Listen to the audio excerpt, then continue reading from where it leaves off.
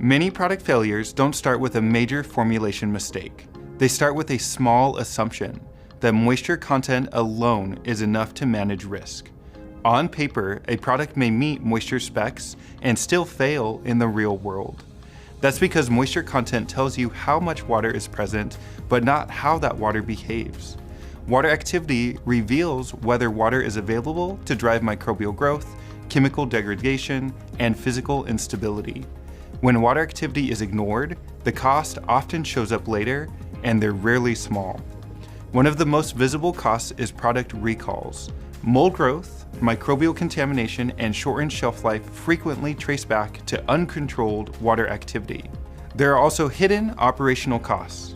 Inconsistent quality leads to rework, waste, and increased testing. Teams spend time troubleshooting symptoms instead of addressing the root cause. Regulatory risk is another major factor.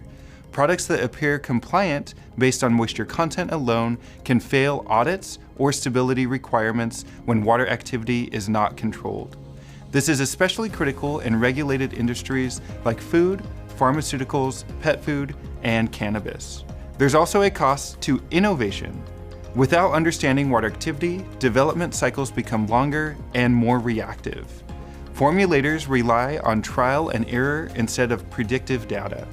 By contrast, organizations that measure and control water activity gain earlier insight into risk.